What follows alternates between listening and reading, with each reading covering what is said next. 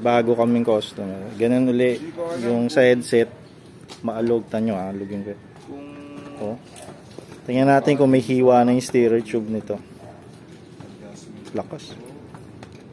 Tanggal na lahat dito. Pero yung spacer di na maugot. Nakadikit na naman to. Yan o, grabe. Sobrang alog. Ha? Baka mo ba?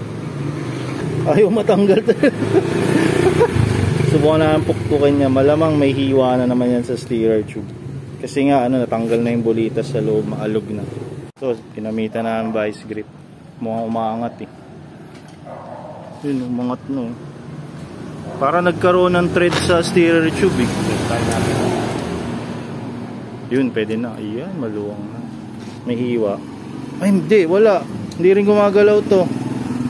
Wala, gagrinderin din ulit ito. May hiwa yan sa steerer tube katulad ng dati. Okay. Tandaan lang.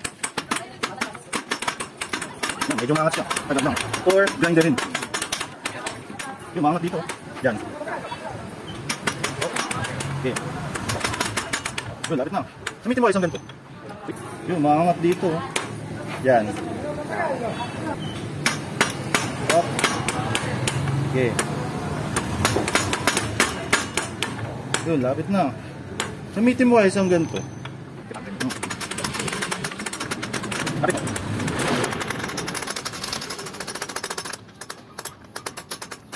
Lapit mo. Lapit na kami po.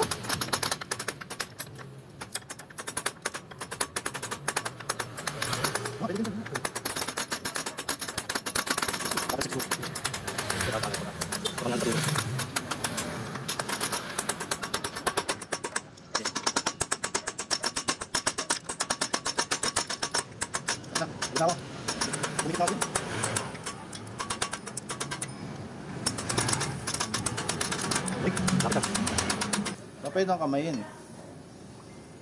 Hindi pwede. Tigas. Pero ano nangyari dito?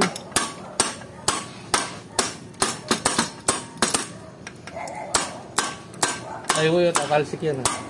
Kalsik ba yan? Ayun. Tap. Nakuha yun, natanggal. Tanggal na nga namin. Ito walang masyadong cut. Ayaw. Ayun. Yan lang. Mababaw. Mas malalim yung isang. Ba't kaya ganun? Siguro iba forma nito. Ito may grasa. Yung isa wala. Tama. Isa may grasa. Ito. May grasa. Isa wala. Kaya, tagtad ng grasa to. So gagawin natin seal bearing yan. Yan. Tinipress na. Ayaw namin ng pukpuk eh. Press na lang. Puro legs yung nakita ko. Press uli. Whoop. Lapat na lapat. Walang pukpok. Ha? Yan, nakabit na. Testing. Kung aalog pa. Kanina sobrang lakas. Try mo alogin ko. Wala na. Hindi na masyado maalog. Maalog na lang dyan yung fork. Kanina kasi galaw ng galaw dito. Sobra. Dapat huwag yung patagalin ng ganun. Matutulad kayo.